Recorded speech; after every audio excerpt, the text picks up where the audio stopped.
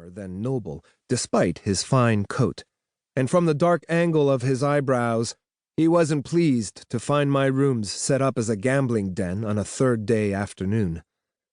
I pulled at my vest. "Sir Tomlinson," I said. The room's chatter quieted at the presence of a member of my father's council. "What brings you to my den of iniquity?" Sir Tomlinson was not amused. "News! A Savak wingship landed not 20 minutes ago." A chill ran up my neck. This was news for my parents, not idle gossip to throw at my friends. Every man in the room, except me, stood. Several people spoke at once, but I ignored them. If a member of my father's council believed the news urgent enough to speak freely, then another game had started. "Military?" I asked from my chair. "Religious," Sir Tomlinson answered. Lady M twisted her fingers. "Not much better. How many?" "One. A lone cleric in her red robes. She surrendered her wings without a fight." Theo lowered his voice and leaned near me. "I didn't know they had female heathens." I hid a smile, but Sir Tomlinson caught it. "Watch your tone, sir. They may believe in a different god, but we don't want to war with their bloodthirsty queen.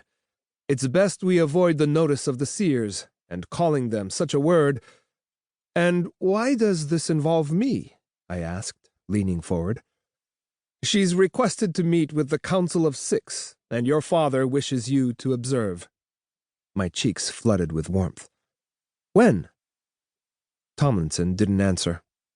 He simply turned his heel and left my rooms.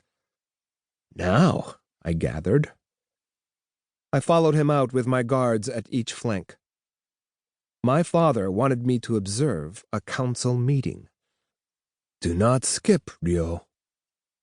My father's council was meeting with a Savak cleric. Now was not the time to skip. A slight bounce to my step, however, was acceptable. Tomlinson scowled when I caught up with him. "I do apologize for taking you away from such noble pursuits," he said with a sneer. I rolled my eyes. "I'll have you know that card game was well within my mother's code of conduct." He clearly had more opinions, but he ducked his head in a bow. "How your Highness behaves is none of my concern." We turned a corner from my hallway. My collar felt hot all of a sudden. "It isn't, especially since Sir Grigfen didn't show, and Lady Dagney wasn't invited. That is Lady Tomlinson to you.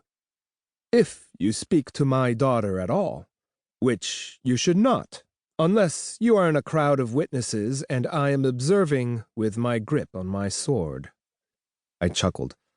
"Honestly, Sir Tomlinson, you have no reason to fear. It's very unlikely that Lady Dagney would break my heart, though I am touched for your concern for me." Davy broke in. "You see, Sir Tomlinson, girls for the prince are like coins, easy to win, easy to lose." "Better in piles," Theo supplied. I snorted.